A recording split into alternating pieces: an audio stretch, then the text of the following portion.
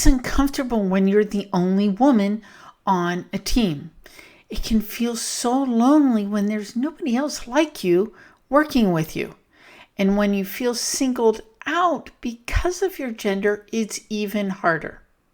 There is hope, though, for handling that so that you're not treated differently and disrespectfully just because you're the only woman on the team. Let's talk about it. Hi, it's Carol Doherty. Welcome back to my channel. Today I want to talk about what do you do if you've been singled out because you're the only woman on the team. That is such a tough situation, and it can feel so lonely, and it can make you feel like you're disrespected and dismissed. And who needs that? It erodes your confidence. It takes all the joy out of your job. And I know for me, it made me start thinking maybe I'm not cut out to be an engineer. That's wrong. You are good and you are capable, so you can do this. First, let's talk about what it looks like when you're being singled out. It could be that you're being assigned gendered tasks. Like, oh, can you make the coffee? Or, hey, will you order lunch for the team? Or, oh, you have the best handwriting. Will you take all the notes for the meetings?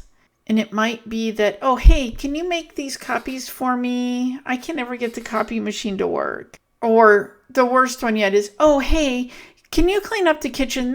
Women are so much better at doing that. No. It could also be that you're subjected to microaggressions. And if you're not sure what all that gets into, those are those small little off-the-cuff type statements that are based on because you're X, then Y. Because you're a woman, you can't be a good engineer. Whatever they are, there's a lot of them out there. There's a lot of literature out there on recognizing and responding to microaggressions. So go check that out if you want to learn more about it. But microaggressions can look like being called honey or sweetheart. Heard that a lot early in my career. It could be things like, oh, here's Carol. She's our female engineer. She's a lot easier to deal with. She's so much nicer than the rest of us. No, I wasn't. It can also be statements like, oh, it's time to just man up and get this done. Or women hear this all the time. Oh, stop being so sensitive. It was just a joke. These are the kinds of things that are microaggressions. So here are the 4 things I believe you need to do to make sure you're handling it if you are the only woman on the team, so that you're not singled out and treated differently. First, know what is acceptable to you. How do you want to be treated? Get clear on it. Name the unacceptable behaviors. Know what they are. Be ready to say what they are. Then set boundaries. Decide how you're going to be treated and be clear when something is crossing a line for you. I worked with one person who loved to yell at people. And I looked at him a couple of times and told him to stop yelling. He didn't know what quite to do with somebody who was pushing back. But no, I was not going to be yelled at. Another time, I had a manager, somebody who was actually up, not my manager, but a manager level, on the phone yelling at me. And I told him, George, if you don't stop yelling at me, I'm going to hang up. He's like, you wouldn't do that. And I'm like, how long have you known me? And he realized, yeah, she actually would hang up. So he calmed down and we solved the situation. But I was not going to be yelled at. So that is a firm boundary for me. So I named it and I called people out on it.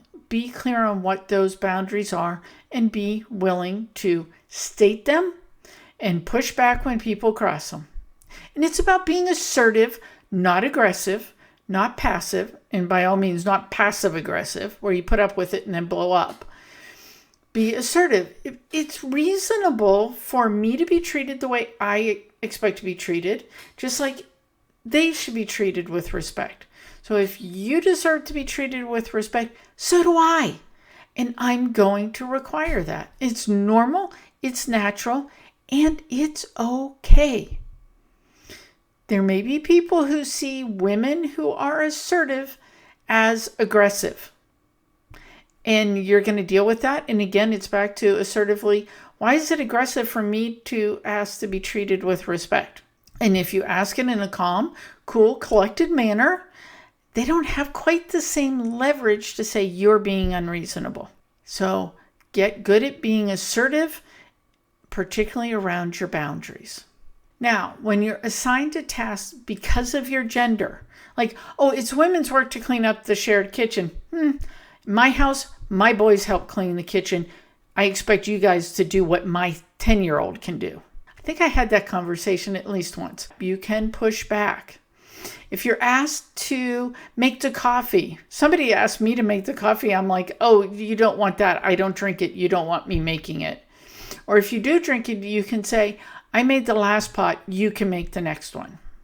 Hey, we can all share in this responsibility, right? That's reasonable. That's responsible. Or you could say, well, I'll make this pot. You're making the next one. Or if I make it, you're cleaning it up. So just treat it as, okay, I'll get it this time. You get it next time. When it comes to taking notes, don't let people say, well, because you'll have better handwriting, you should take the notes. When I would be told that, I'm like, you can't read my handwriting. And so that's ridiculous. Or I'm taking my notes on my computer, so anybody can do that.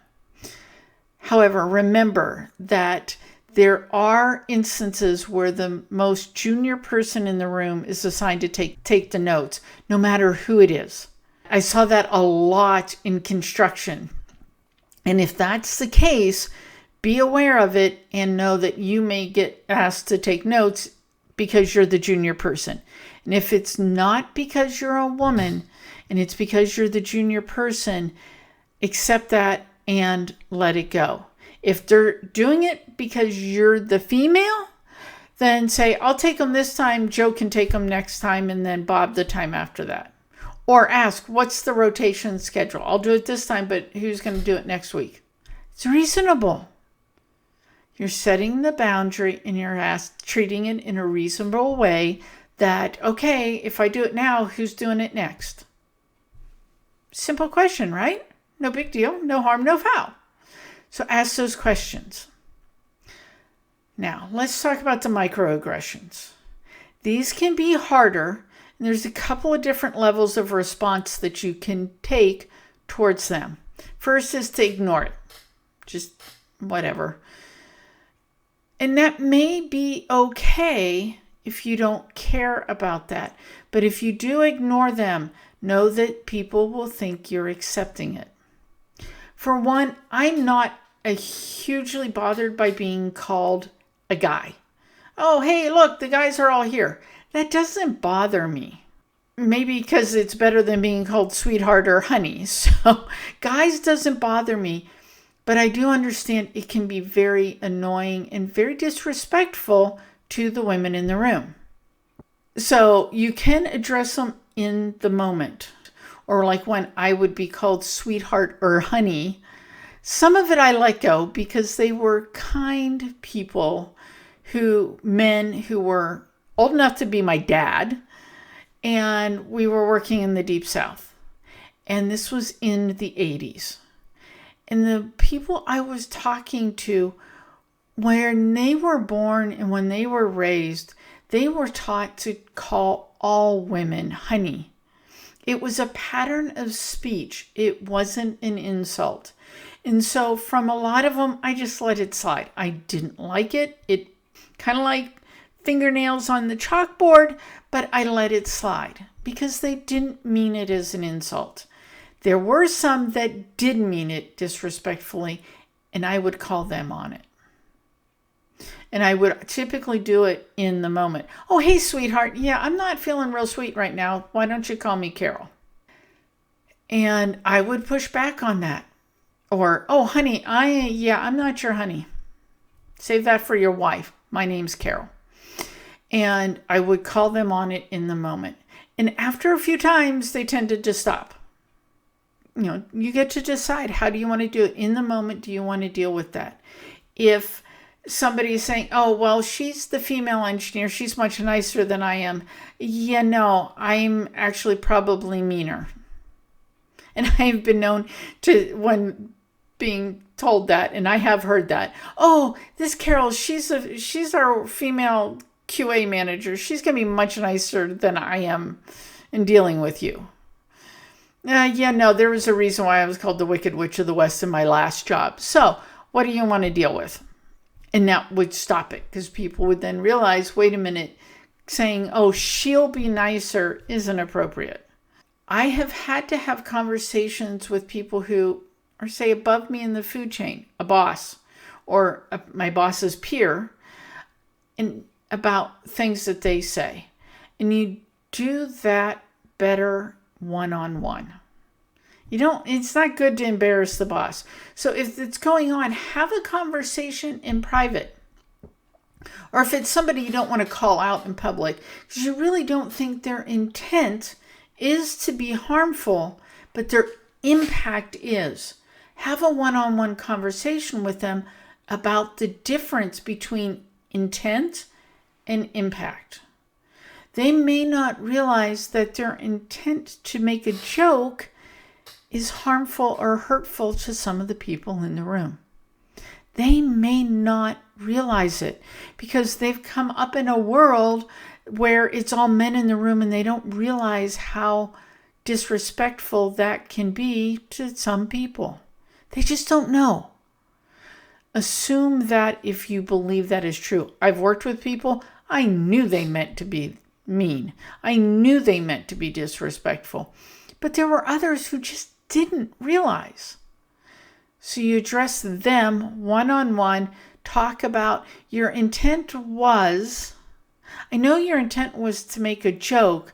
However, when you said X, this is how it made me feel.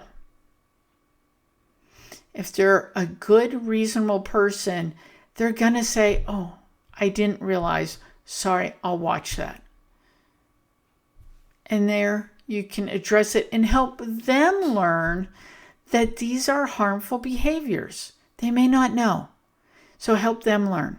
And then last, if you're dealing with some people like some of the ones I dealt with that were just bullies and mean, and they wanted to be disrespectful to people, then you can always resort to HR or senior management. If you are being treated differently, and there are a lot of microaggressions and things that are happening around your gender, that's illegal behavior in the U.S. You have the right to say no, and if they won't respect it, you can go to HR and to senior management. Hopefully you have good HR, hopefully you have good senior management, and they'll address it, but you have the right to take that step. And if, I guess, nothing is going to work, then maybe it's time to look to go somewhere else. So there are ways to deal with it. Know what you'll accept. Enforce your boundaries. Address gender-related tasks. And handle microaggressions as fits the need.